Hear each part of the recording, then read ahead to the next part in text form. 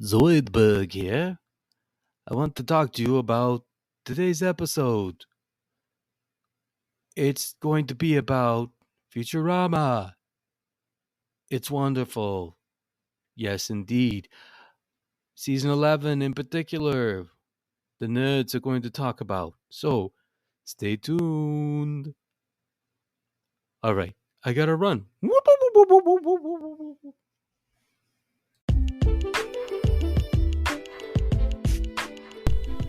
I'm Richard. And I'm Will. And together we're The Irreverent Nerds. Bum, bum, bum.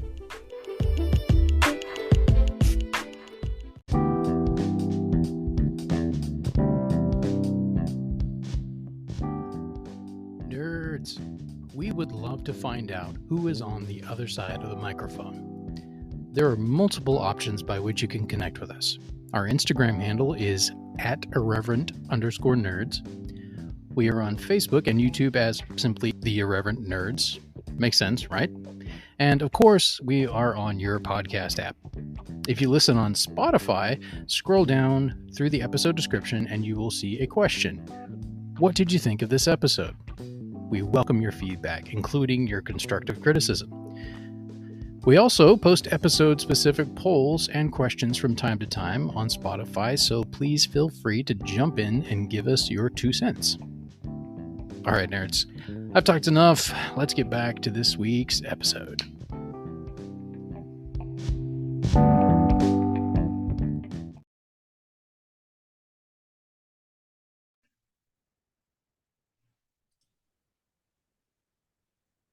Nerds. Nerds. And small nerd people. Say what? And small nerd people joining us. And that's right, nerds and I mean, there are nerds of every age. Yeah, Will and I are here with my daughter, recording over Zoom, both to save gas mileage and because the sound has been turning out quite well on Zoom recently, it seems. But it won't be long. We will be getting a mixer soon. I've started a new job, got more money coming in. It's not going to be long. So Will and I both have colds that are still hanging on, in case you cared to know that. But enough of that boring life stuff. Will, what are we here to talk about tonight? Bitcoin. I'm kidding. What about Mamazon? Yep. It is literally the universe. Spoiler warning. If Jeff Bezos was an old woman that ran the world. Oh, yeah. Did you see the original episode they introduced that character in? Yeah. Well, she's been in several episodes. Yeah. Good old mom. So, yeah, I've seen her a few times. So, if y'all haven't figured it out yet, we're talking about Futurama. That's right. Just like we promised. Although I did get the dates. I forgot we had 5 Wednesdays this month. So I got mixed up. I thought this was going to be the first episode of September. But it is the last episode of August. But that's okay. So I was like, we already said we'd do it. So we're going to do it. So here we are. Futurama. Bonus August episode, sort of. We could have done another turtle episode. Well, I think what do you 5? I think 5 was enough. Or was it 6?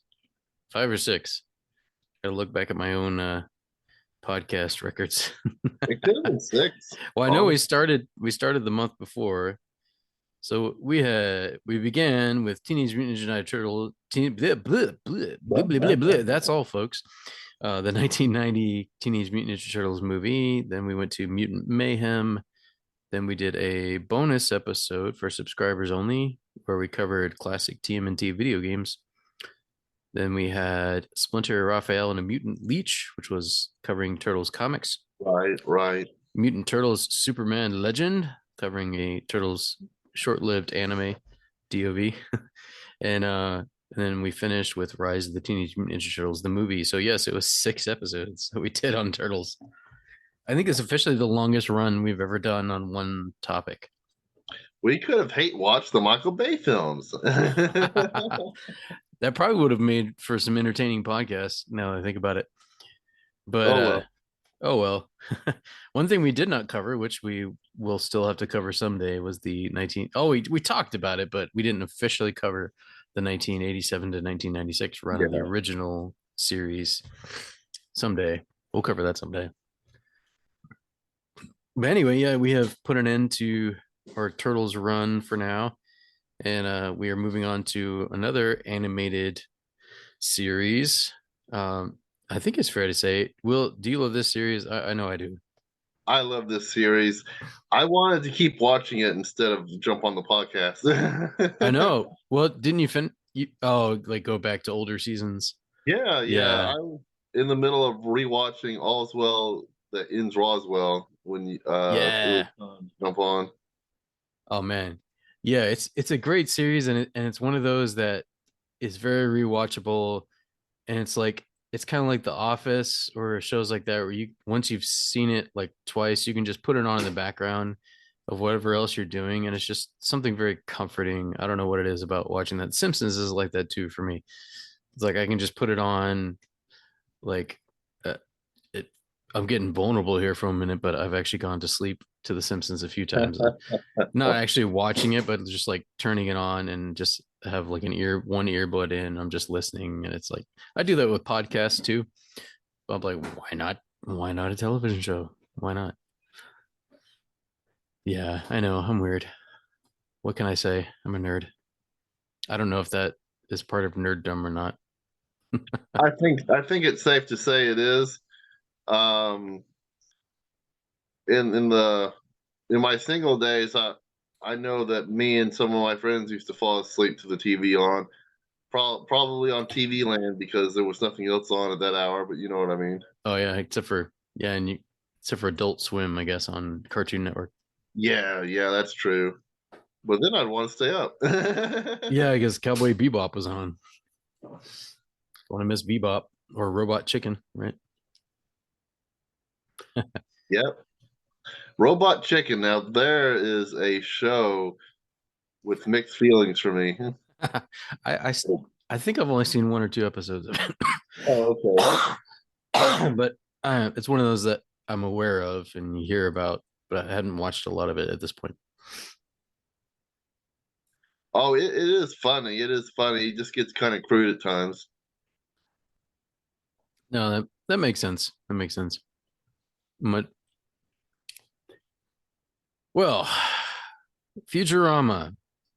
So we're gonna begin. For those of you who have never watched this, I don't think we'll be spoiling anything with this, but we're gonna read through just a kind of a summary of what the show's about, where it takes place, as well as we're going to introduce you to each of the main characters here. And this is, of course, courtesy of Yay Old Wikipedia. So if you want to read along with us, pause and look it up. Um, but this is also for those of you who are on your commute right now to work and you don't have time to read this stuff. So just turn it on and we'll read it for you. How about that? Just like Snoop Dogg reading the Bible on Speechify. There we go. Really? Yeah, he has lent Well, his that's the voice thing. to the Speechify app. Although I think you can make it read almost anything in Snoop Dogg's voice. So like Wow. you should get like Shakespeare, like forsooth, man. And then we drink a Corona. Yeah, whether 'tis nobler. Mm. I tell you one thing that Snoop Dogg does that sticks in my brain. It's that little run that he does in songs. Da da da da da. It's just I don't know what it is. Snoop Dogg doing da da da da da is just so catchy. So now that we've talked about Snoop Dogg, let's get into Futurama. All right, I'm going to kick us off here with our reading, and we're going to alternate. So I'll read the first paragraph, and we'll go back and forth, Mr. Boyer, and you guys can just hang on for the ride. So what the hell is Futurama? Futurama is essentially a workplace sitcom, a plot of which revolves around the Planet Express interplanetary delivery company and its employees, a small group that largely fails to conform to future society.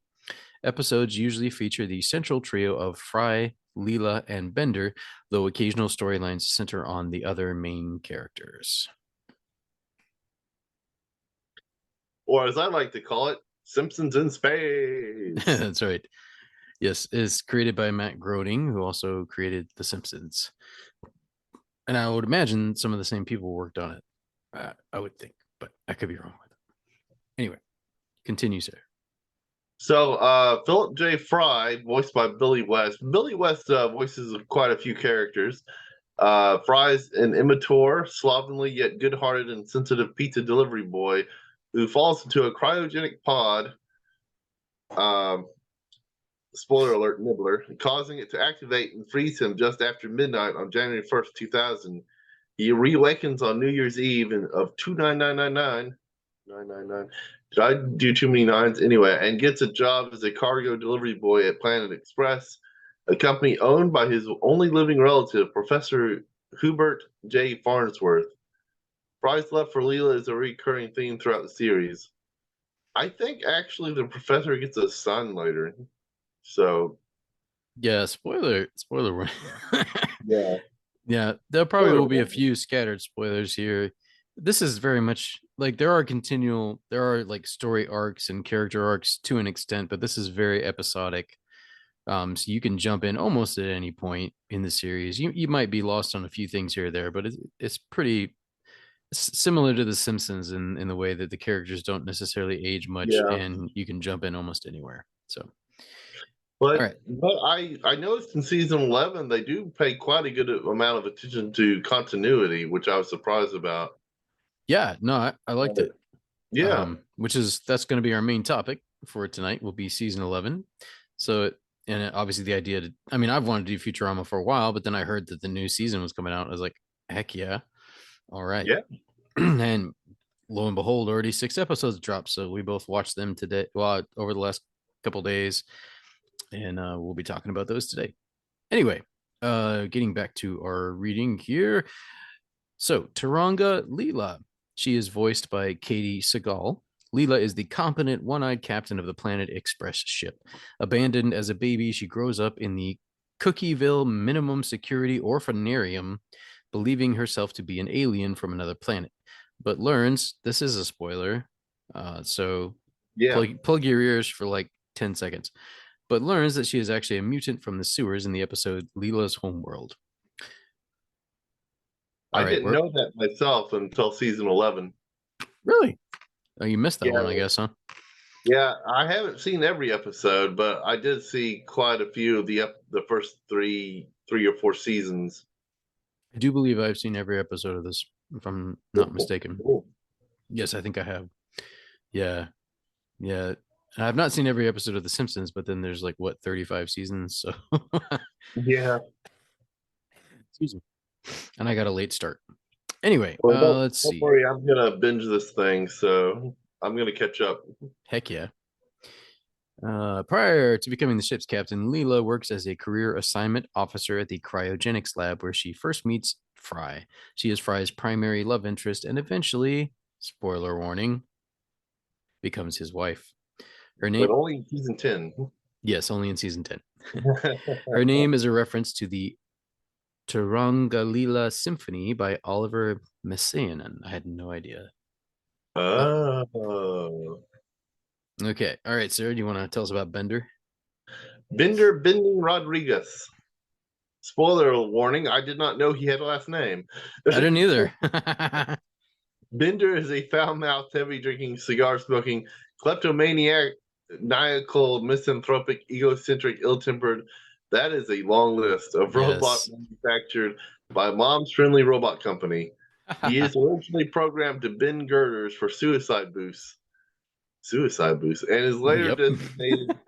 I must have forgot that part. Yeah, that was in the very first episode, which I rewatched recently, so I was reminded of that.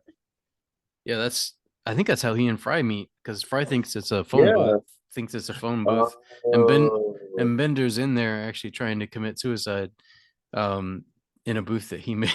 It's pretty dark, actually. Oh, okay. So he bends girders to make the boost. Okay, because I couldn't figure that out in my head. Yeah, at least that was his job at the time. So Bender is actually quite an emotional character. he is, yeah, surprisingly so. So, And all right, what comes next? and Bender is later designated as an assistant sales manager and cook, despite lacking a sense of taste. He is Fry's best friend and roommate. He must drink heavily to power his fuel cells and becomes the robot equivalent of drunk when low on alcohol. Huh. I forgot that. Yeah, obviously he also works for Planet Express. In case that wasn't clear, he comes to work for them as well. All these people work for Planet Express. Yes, that is correct. They're the main characters. All right, next character, Professor Hubert J. Farnsworth, also voiced by Billy West. Professor Farnsworth, also known simply as the Professor, is Fry's distant nephew and a technical descendant. Farnsworth founds Planet Express Incorporated to fund his work as a mad scientist. Although he is depicted as a brilliant scientist and inventor, at more than 160 years old, he is extremely prone to age-related forgetfulness and fits of temper. In the episode A Clone of My Own, the professor clones himself to produce a successor, Hubert Farnsworth, voiced by Kath Soucie, whom he treats like a son. Wait, Kath Soucie, didn't she play in the real Ghostbusters? I don't know. You would know better than I, sir. Yeah, she did. She was Janine Melnitz, like I thought. Nice. But she was the Janine Melnitz I did not like. Well, not nice then. We take Well, that back. That's not her fault. She did her job well. Not your fault, Kath, if you're listening. Yeah, I'm sure you get more than enough flack for replacing the last actress. You don't deserve that. You deserve better.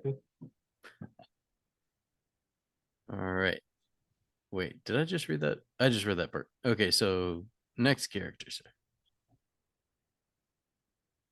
Oh, where am I? Hermes. Hermes Conrad by Phil Lamar. Voiced by Hermes. Phil. Yes, voiced by, what did I say? Voiced by Phil Lamar. Hermes is the Jamaican accountant of Planet Express, a 36 level bureaucrat demoted to level 37 during the series and proud of it. He's a stickler for regulation and enamored of the tedium of paperwork and bureaucracy. Hermes is also a former champion in Olympic limbo, a sport derived from the popular party activity. He gave up limbo after the 2980 Olympics when a young fan imitating him broke his back and died. Hermes has a wife, La Barbara, and a 12-year-old son, Dwight. All right, Doc.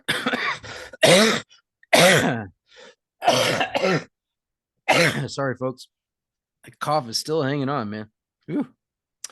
All right, Dr. John A. Zoidberg, also voiced by Billy West. Billy West is a rock star, I must say. Zoidberg is a decapodian, a lobster-like alien from the planet Decapod 10, and the neurotic staff physician of Planet Express. Although he claims to be an expert on humans, his knowledge of human anatomy and physiology is woefully inaccurate. At one point, he states that his doctorate is actually in art history. That sounds right. Zoidberg's expertise seems to be with extraterrestrial creatures. Homeless and penniless, he lives in the dumpster behind Planet Express. Although Zoidberg is depicted as being Professor Farnsworth's longtime friend, he is held in contempt by everyone on the crew. Yeah, he's kind of the punching bag of the crew, I think it's fair to say. Not to mention the garbage disposal, because he eats everything. Whoop, whoop, whoop, whoop, whoop, whoop, whoop. Friends.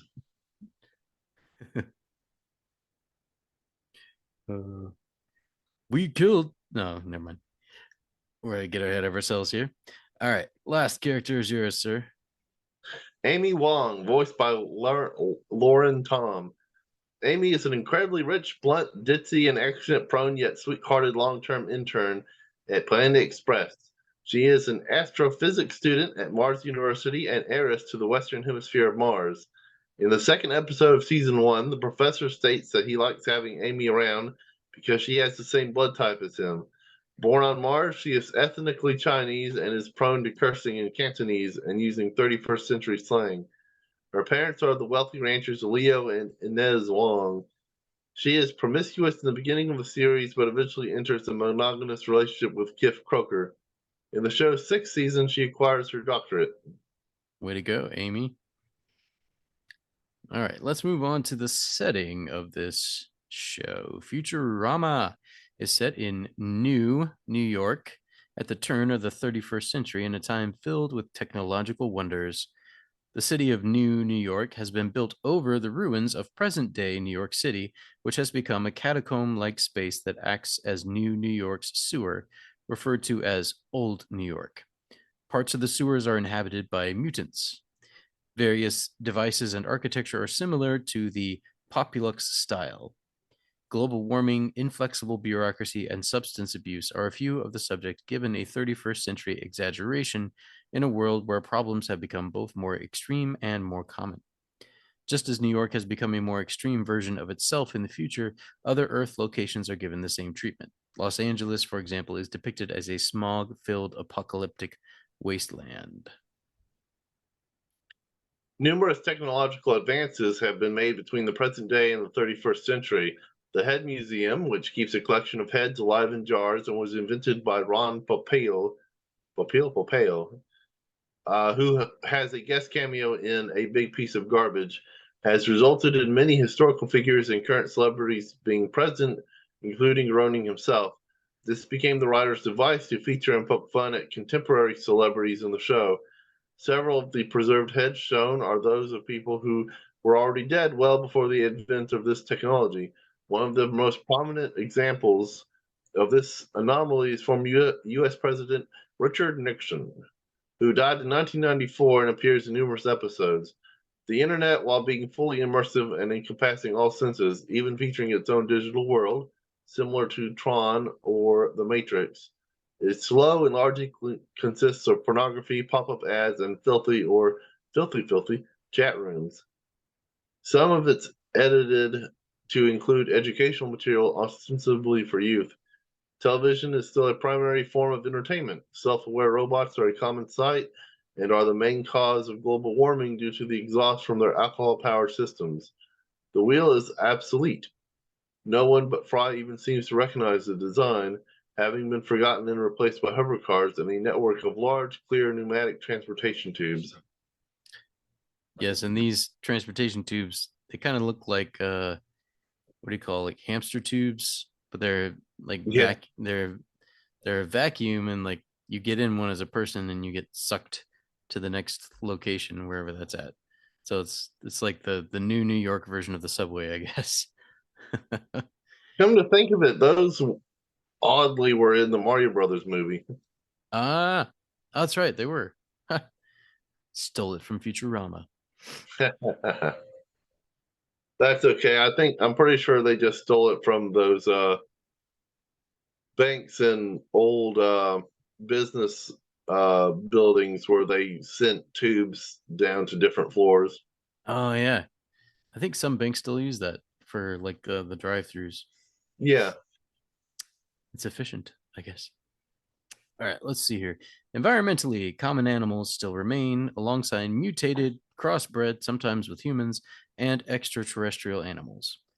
Uh, Ironically, spotted owls are often shown to have replaced rats as common household pests. Although rats still exist, sometimes rats act like pigeons, though pigeons still exist as well. Anchovies have been extinct for 800 years because of the decapodians. Earth still suffers the effects of greenhouse gases, although in one episode, Leela states that its effects have been counteracted by nuclear winter. In another episode, the effects of global warming have been somewhat mitigated by the dropping of a giant ice cube into the ocean, and later by pushing Earth farther away from the sun, which also extended the year by 1 week. Religion is a prominent part of society, although the dominant religions have evolved. Emerging of the major religious groups of the 20th century has resulted in the first amalgamated church, while voodoo is now mainstream. New religions include Oprahism, robotology, and the banned religion of Star Trek fandom. Okay. Love it. Religious figures include Father Changstein El Gamal, the Robot Devil, Reverend Lionel Preacherbot, and passing references to the Space Pope, who appears to be a large crocodile-like creature. Several major holidays have robots associated with them, including the murderous robot Santa and Kwanzaa. While very few episodes focus exclusively on religion within the Futurama universe, they do cover a wide variety of subjects, including predestination, prayer, the nature of salvation, and religious conversion. Futurama's setting is a backdrop, and the writers are not above committing continuity errors if they serve to further the gags. For example, while the pilot episode implies that the previous Planet Express crew was killed by a space wasp, the later episode, The Sting, is based on the crew having been killed by space bees instead. The World of Tomorrow setting is used to highlight and lampoon issues of today and to parody the science fiction genre. All right. Well, why don't we stop there and we'll take a break. And when we come back, we will jump into season 11. Sounds good.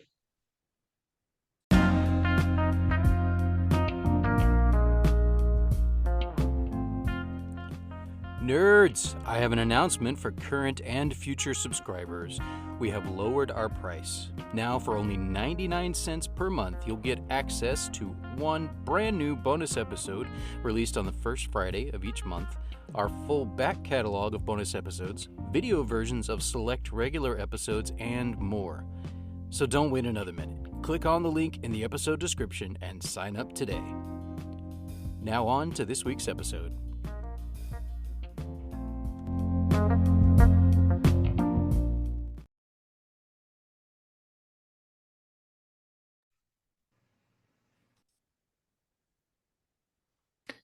Nerds, we're back. We are back. It is time to talk about Futurama Season 11. I don't know how to say season in Spanish. I don't know what that word is in Spanish, but I know 11 is once. And Futurama, it just sounds cool. Futurama. We can call it Hulu-rama. By the way, we're not doing this as a video episode, so you guys can't see Will, but I can only see the top of his shirt, and it just says, "I'll do it." And there's a picture of Snoopy underneath, but it just says, "I'll do it." And apparently the bottom says tomorrow. And I was like, you should just cut that off and just leave the top, and it'll just say, "I'll do it," and you'll be bearing your midriff at the same time. No, I didn't need to see that. That was too far, sir. Too far. Excuse me. Yeah, we gotta try not to make ourselves laugh too much. Because we both start coughing, and that's contagious. Excuse me. All right, so we are gonna try to cover all 6 episodes if we can. Of darn it! Now I got started. We're gonna try to cover all 6 episodes of season 11. We just watched them, so it's still pretty fresh. Episode 7 has not come out yet. That comes out on September 4th. So we are gonna be current by the end of this episode. So we're gonna jump in one at a time. Season 11, episode 1. This aired first on July 24th. Hey, it aired on my birthday. How about that? They started the new series on my birthday, July 24th, 2023. Happy birthday, Richard. Roughly 10 years after season 10 finished. So Fry risks permanent insanity when he attempts to binge watch every TV show ever made. And I will clarify that he doesn't rewatch the ones he's already seen. He attempts to watch everything he's not seen yet. So do you remember why he did that? Well, they had a surprising amount of continuity from the last episode of season 10, which I was very surprised to see. That was the episode in which Fry and Leela get married. Spoiler alerts: Fry and Leela get married and then are stuck in with time paused for a lifetime. So he's coming off of that, and he still needs some sort of life goal, But instead of marry Leela, he's decided something more on his level, binge watching everything he's not seen. Yeah, and we should add that they're able to come off that because the professor comes up with a way to tunnel through time somehow and bring Fry and Layla back to the current or the present moment, so to speak, because they froze everybody else, but they grew old together. Yeah. So, but then Professor Farnsworth magically finds a way to reverse that. So they go back to their original ages and they return to the time that they left, which is at the end of season 10. Yes. And somehow um they use that to claim that 20 years had passed to bring us up to 3023. I mean, 10 years, Yeah, well, or I guess depends on what the continuity was supposed to be because season 10 came out in 2013, but I don't remember if they were saying that it was 3013 at that point. the first season came out in about 2002. Yeah, this is did it I think it actually may have come out um when like the same year that Fry actually I can find out right now. So the very first episode aired on March 27, 1999. So it did actually start in Oh, 1999. So that 99. Okay. so yeah, so at that time obviously you had things like Y2K coming up and like the millennium's going to be switching. We thought all our computers were going to crash because they didn't know how to change over to the year 2000. They were going to go back to 1900 and like people were buying food and stockpiling things. So so then Fry gets accidentally cryo frozen and then wakes up in the year, well, just before New Year's Eve of the year 3000, which we already talked about. So without maybe without so with Keep talking. with the impossible stream, the impossible stream. I just couldn't think of that. So Fry is trying to, he's got to have a life goal. And of course, it's a very Fry esque life goal. And Leela, being the supportive wife, decides to jump on the couch with him. But then she mentions, which others are trying to warn her about, but she mentions that there is a way in their time period, which I'm surprised Fry had not already found out about this, but probably because the writers hadn't invented it Yeah. yet. But there is a way to watch everything quickly called binging. And this is hilarious. Like Fry eventually goes into it's like a still suit from the movie Dune, but it's for but it's for binging. So it like recycles all your body's water and somehow you can eat through it. And you just sit there until you're done watching. But something goes wrong. You want to tell our friends about that? um, well, I don't really understand it, but basically, he's losing track of reality, and if he runs out of episodes to watch, he'll die. I guess he's just so tethered to the fiction that if the fiction ends, he will too, I guess. Yeah, which he's watching a was it All My Robots? I'm trying to remember. It's that that century's version of All My Children. It's like but it's a Yeah. robot. It's a robot soap opera. So Leela decides to spearhead them bringing it back because they find out it's been canceled. So like if Fry gets to the end, Professor says he may die or he'll lose touch with reality, but he'll probably die. So they have to keep producing episodes. So they convince the Hulu producers to produce another season, and they bring Calculon back from Robot Hell. he gets They strike a deal with Robot Satan or the Robot Devil, and bring Calculon back so he can star in his soap opera. All My Robots, something to that effect. Yeah. So then hilarity ensues as they try to keep making episodes so that Fry won't die. And of course, spoiler warning, which you would know this is coming. Fry doesn't die. They save the day. What was your favorite part about that episode? Um, well, I think my favorite part is the self referencing comedy about bringing back a show that hasn't aired any new episodes in 10 years. Oh yeah, and then getting canceled, was it 4 times? It's like, why don't you Yeah. bring back a show that's been canceled 4 times by various networks? Yeah, I have to admit, I think that was probably my favorite part as well as Hulu poking fun of it at itself a little bit. Yeah. Fulu, which I mean, it's Fox. Fox owns Yeah. Hulu, so Fulu. I thought that was nice, a nice touch. And The Simpsons always made fun of Fox, so we have to keep on the proud tradition. Exactly, exactly.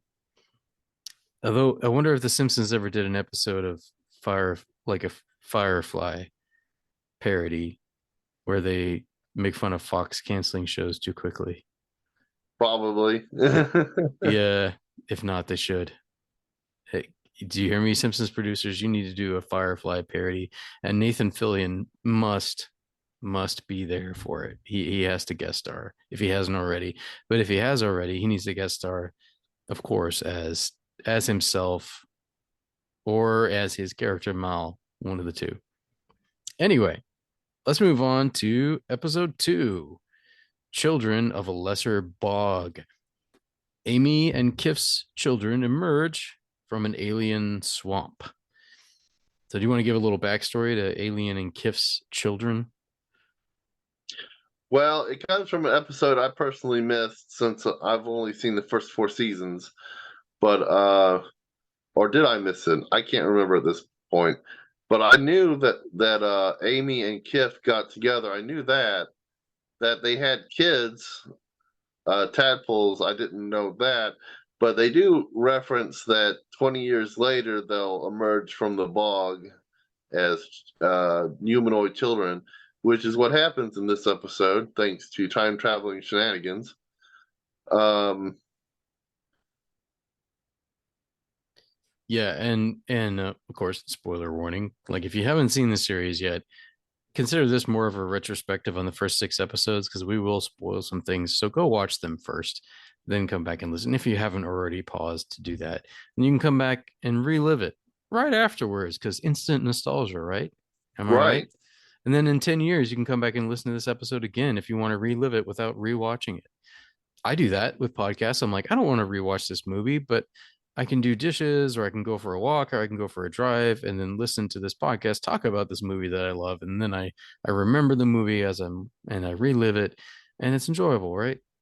Anyway, 10 years from now, you guys can come back and re-listen.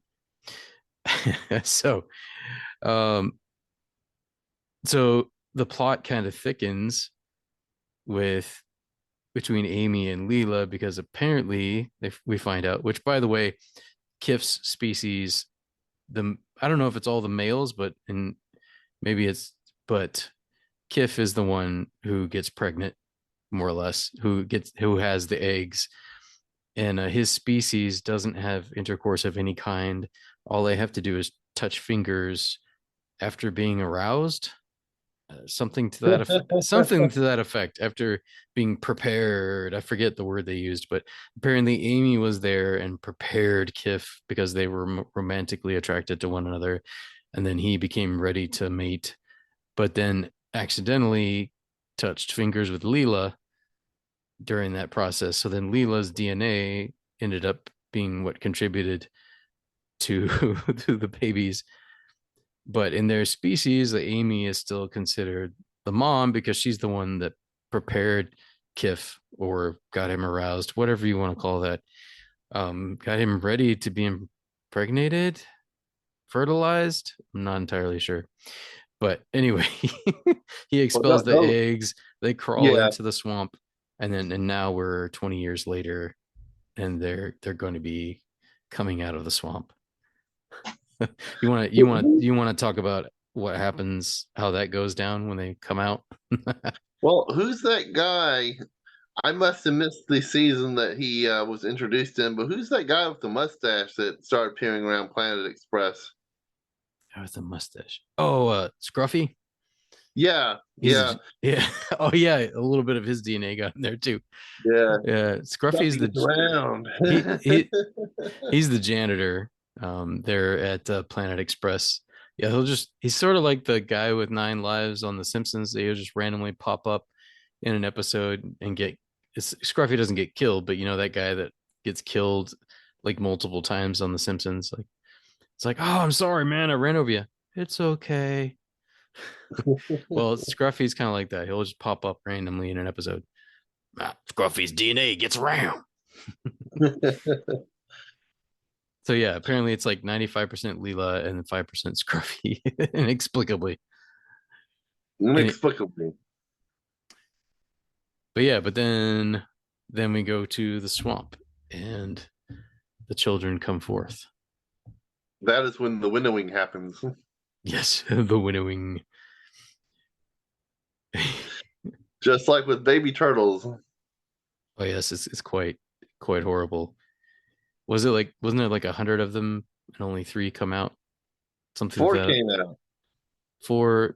Wait, did one of them get eaten at the end there? Yes. Off camera. Was that the one Zoidberg ate? No.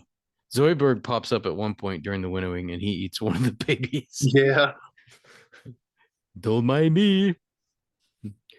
Pretend I'm not here. That was good. I can't remember who eats or what eats the 4th child that gets to the beach, but only 3 are left.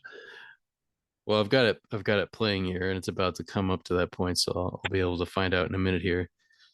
And Kif, of course, gets so nervous that his camouflage comes up and he turns almost invisible. But yeah, there's like I don't know if she's like kind of the Kif species equivalent of a shaman or something, the midwife shaman. She I is like guess guiding the so. process.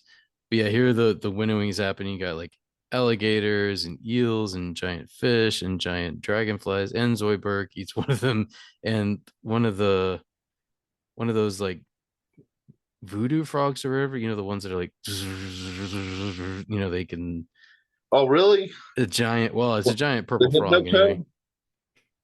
Are you talking about the Hypnotoad? Yeah, it looks like a giant hypnotoad. Okay. And I must have missed that. But I think they're just cameoing the Hypnotoad in several episodes, though. That might have been one of them.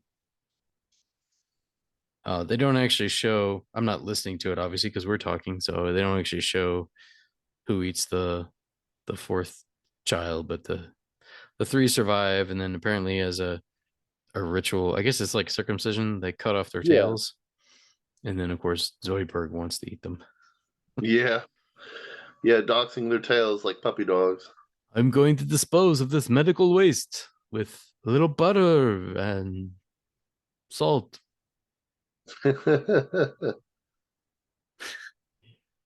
Anyway, so what was your favorite part of this episode? I really love the tardigrades. Ah, yes. Yeah, and then Kif becomes a badass in this episode. He's a dad now, so he's got to protect his brood. Yeah. He does some damage. He kills some tardigrades, and then he kills that asshole that was, well, sort of kills him, that was watching the tardigrades but hated them and was always demeaning them. Yeah.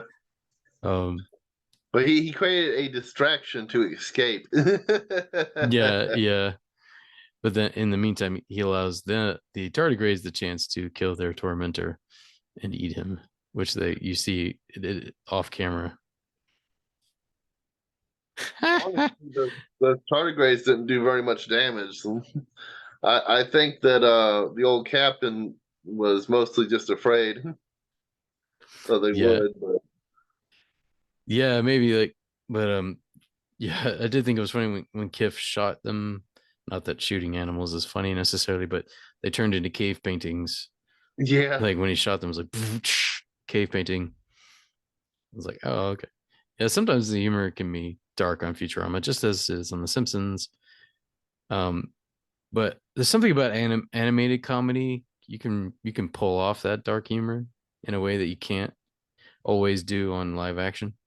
Oh yeah. Oh Yeah, yeah. it's a little easier, I think, to pull it off with animation. But yeah, like kind of to finish up the episode, like there's a contestation of motherhood. Is Leela supposed to be the real mother? Or is Amy? And then at the end, Amy's love wins the day, and she gets to continue being the mother. Which Leela is fine with. I'm sure. Like she'll babysit every now and then, but that's good. uh, sorry, the scene just came up with her watching Yao's Vision, Sex Across the Universe. That was it. All right, so that finishes episode 2. So on to episode 3, How the West Was 101000001. Bender and the crew head west to join the Bitcoin mining rush. Dun dun dun. Our Bitcoin reference earlier. You want to summarize this episode for us, sir? Well, basically, we make fun of Bitcoin, and it's an excuse to go to the Wild West. The Planet Express has gone out of has become bankrupt due to the professor's gambling and not gambling, but Bitcoin obsession. Same difference, right? Um, and so they go to the Wild West where there's a Bitcoin rush, like the gold rush. Yeah, he has to pay off his debts to the robot mafia. Yep. His loan sharks. I was going to say something else, but my brain died. Basically, yeah, basically. I thought this was great because I have to admit, I've heard the term Bitcoin mining and I still don't know what it means. I've even heard some people talk about it and I still don't understand it. Oh, that's where the joke comes from. Maybe I'm showing my age, but I don't understand how one mines for digital currency. It doesn't make sense to me. But then I haven't tried super hard to understand it either because at this point, I don't really give a crap. NFTs don't make any sense to me either. Yeah, it's like I've created a unique digital version of myself that I can somehow turn into a commodity. I'm just like, this is dumb. Like, this is not a real world resource. It doesn't affect anyone's real life, or it shouldn't. It shouldn't. Yeah. Um, but is this where we're going? Is this what we'll be reduced to? Are we going to live in the matrix of our own free will? Yes. Yes, I think we shall. Anyway, Bitcoin mining. So this is obviously contemporary commentary, social commentary. And it's one of those where they suspend belief a little bit, because it's like, why would Bitcoin be happening in 3023 unless it made a resurgence? But it's like you don't really care because it's fun and it's fun to watch them comment on it, much like the Simpsons would on current events, as it were. But one reference, I'm assuming there was a joke in here somewhere, but I didn't quite understand it. In this case, they were mining for Valium, which can somehow be purified or transformed into Bitcoin. Now that had to be a joke somewhere because obviously Valium is a medication, one that people often get addicted to. Oh, I thought they said thallium with a TH. Did they? It's possible. I kept hearing Valium, but maybe I'm wrong. Oops. And my phone fell.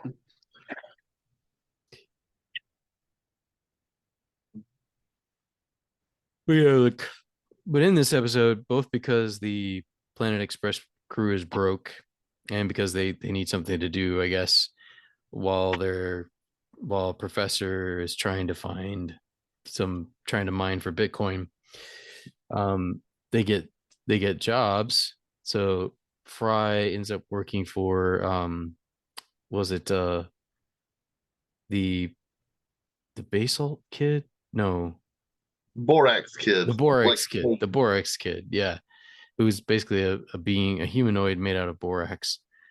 And then Leela gets a job as a barmaid, you know, who also gets propositioned, because it's like barmaid slash prostitute, but she refuses to do that part. Just like, but it's nice to be asked. It's like I'd never do it, but it's nice to be asked. Um, but then we find out the owner, the bipolar, like severely bipolar owner of this bar slash brothel, her real business is you stealing robot heads and using them to mine for Bitcoin. Like as processors basically. And at one point she steals Bender, and I can't remember the guy that throws knives, the angry guy throws, I don't remember his character's name, but Roberto? Roberto, you might be right. But he occasionally shows up and he's got anger issues. Like, why can't we all just use knives? Some serious anger issues. But he's trying to steal people's Bitcoin. He tries to steal Bender, and he plot together to steal the professor's Valium or Thallium, whichever one. And then they end up getting beheaded, so to speak. But yeah. Anyway, I don't want to go too far into this. What was your favorite part of this episode? Before you continue, you went dark on my side. I don't know. I Yeah, don't know if you noticed that. yeah. On my end, it looked like you froze for a minute there. So Okay, hopefully, it shows is still recording though, so we should be good. great. Well, I think my favorite part of the episode was probably the donkey, the Oh mule, yeah. Bender and the mule. Oh yeah, and then Bender's song. Yeah. Sometimes I like to rent my ass out, or something like that. Yeah, his Bender's ass, which is the butt of many jokes. Dun dun dun. It gets used for panning. Like they use it for panning, panning for Valium or Thallium, whichever one. Yeah, I looked that up, by the way. It says thallium, discovered by Sir William Crookes in 1861. It is a soft, heavy, inelastic metal. So it is Thallium. Th. Yeah, Ah, it's poisonous. I kept hearing Valium. I'm like, why are they talking about Valium? It's be some kind of Bitcoin joke here that I am not aware of. Which wouldn't surprise me because again, I don't know a lot about Bitcoin. I know enough to be like, yeah, no thanks, not right now. If it becomes ubiquitous and I have to, then yeah, I'll deal with it. But at this point, I'm like, no thanks. I do Yep. keep getting bots or random people on Instagram that want to sell me Bitcoin or teach me how to sell it. No thanks. I'm good right now. I'm good. Someday maybe, but no, I'm good. Someday. Yeah, no, I'm trying to think what So, my I think the father son, because you have some father son stuff with Dwight and Hermes. I thought that was interesting. Like Dwight doesn't want to go on the trip with Hermes, and he thinks Limbo is stupid. Typical teenager stuff. Like Limbo's stupid, Dad. And but then he ends up getting run over by a carriage, and then suddenly becomes limber, and then he realizes because he's able to dodge bullets at one point because of his new limberness. It's like, wow, Limbo isn't completely stupid, Dad. He's like, oh, son, neither are you. So anyway, that was pretty cool. All right, so we move on to episode 4. Parasites Regained. Oh yeah, yeah. After Nibbler falls ill, the crew shrinks down for a dangerous mission into a desert world contained within his litter box. And do you remember what's special about Nibbler's litter box? Well, it is filled with sand from his ancestral homeworld or something like that. Yeah, it was ancestral poop. Sacred, yes, This, ancestral poop grounds or something. yeah, the sacred poop grounds. um, yeah, and then contained within it is almost like its own little world, Its own and then ecosystem. its own Yeah, ecosystem. Yeah, and enter into a Dune parody or Doong. Doom. It's Yeah. like Ant-Man 3. So Nibbler's become infected with parasitical worms, and they give him ivermectin, actually, which is a dewormer. Like, it does kill parasites. It's used for that on both horses as well as humans, and it's effective. It's used all over the world, including India being one of the most common countries where it's used. Anyway, side note. Um, so that gets rid of the worms inside of him, but he keeps getting reinfected because there's still worms inside his litter box. But Leela's afraid to clean it because she doesn't want to damage his ancestral poop ground sand or whatever. So of course the professor comes up with a crazy scheme to fix the problem. Then they shrink themselves and go on a mission in the land of Doong. Doom. Doong. Good. Almost silent. So yeah, so they encounter the people of Doong, who are Doong beetles, and then some of the same tropes from Dune, like the precious moisture. I think like they don't hurt anybody because when they first meet them, Fry is peeing, and they're like, "Oh, thank you for your gift of moisture, precious moisture. Finally, someone has manners."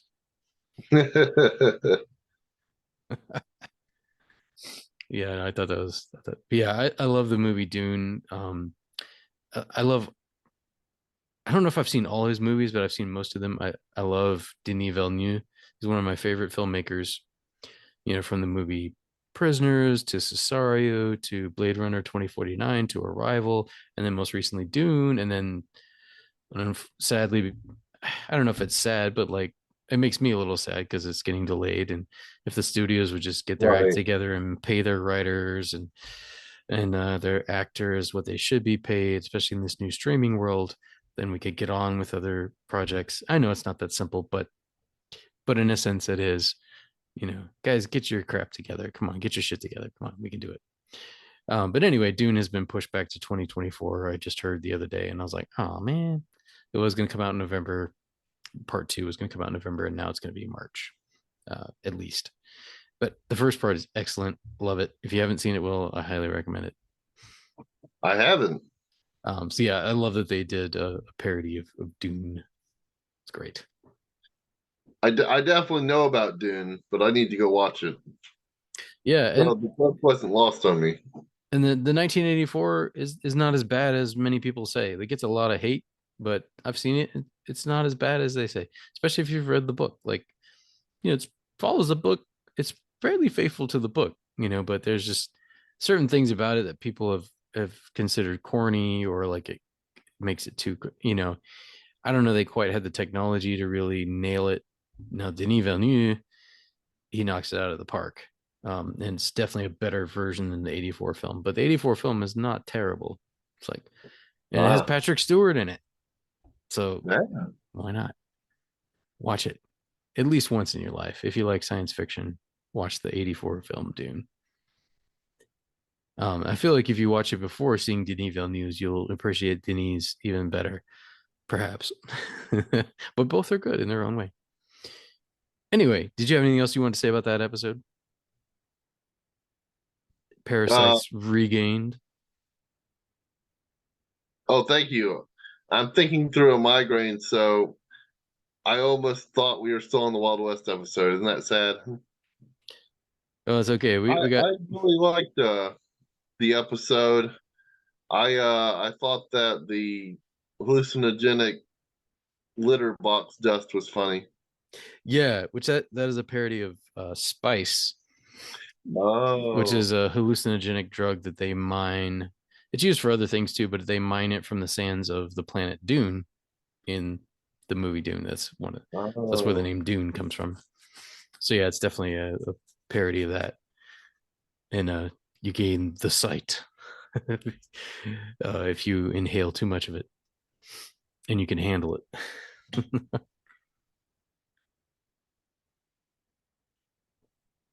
But yeah, one of the effects. I always love it when Nibbler actually talks. Like when you finally find out he talks, he's like this very intelligent alien, even though he acts much like a rabid dog as Yeah. as Leela's pet. And then all of a sudden he starts talking, Leela. It's like, I would like to see that independent film, you know, showing at the local theater. There's this very intelligent alien, and Leela's like, I forgot you could talk.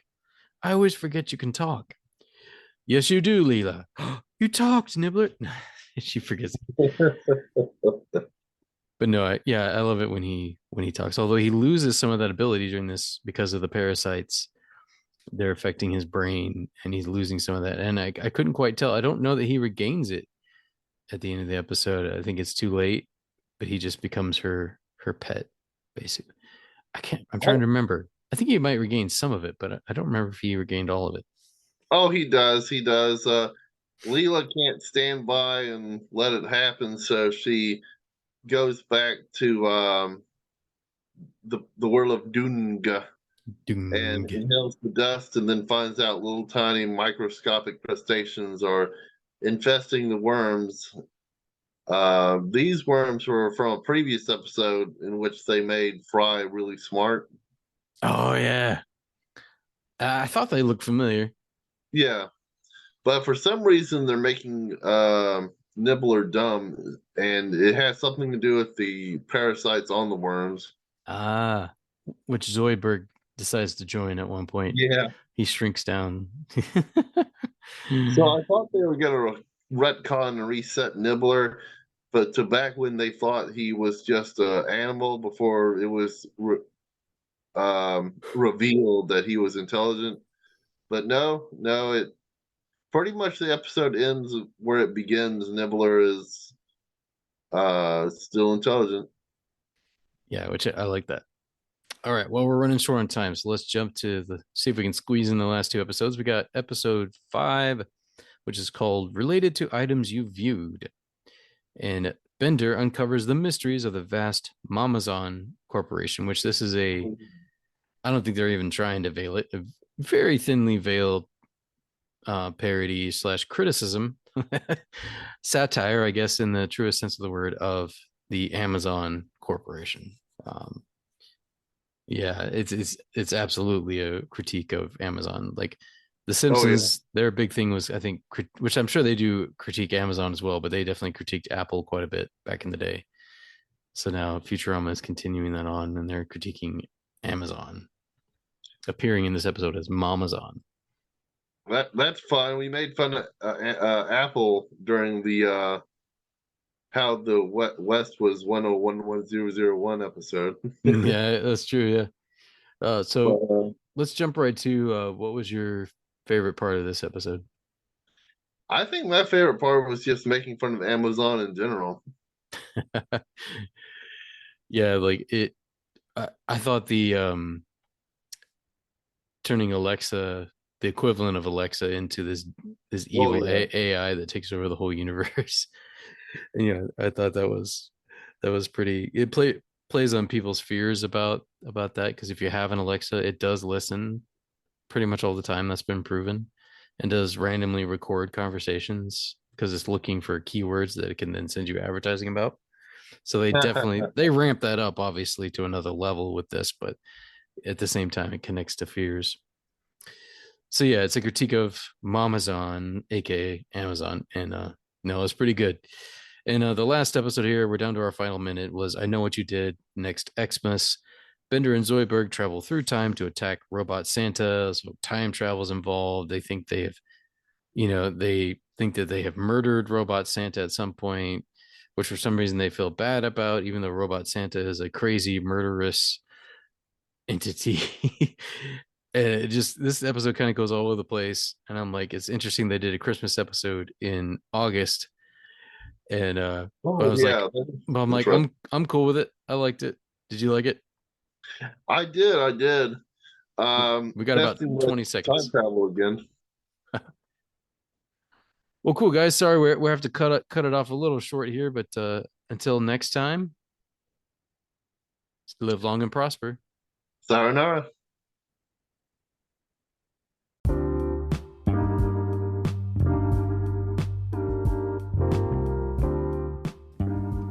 Thank you so much for joining us for another episode of the Irreverent Nerds podcast. If you would, consider following us on Instagram. We are there at irreverent_nerds. You can also hit us up on Facebook. Just look us up there at the Irreverent Nerds. That's our fan page. We have a YouTube channel as well. Once again, the Irreverent Nerds. Nice and simple, right? And if you go to www.irreverentnerds.com, that will send you to our Podcasters for Spotify, formerly Anchor.fm profile, where you can send us a voice message if you want to, support us financially, or listen to the podcast. It will also direct you to other places you can listen, like Spotify, Apple, Google, Stitcher, you name it.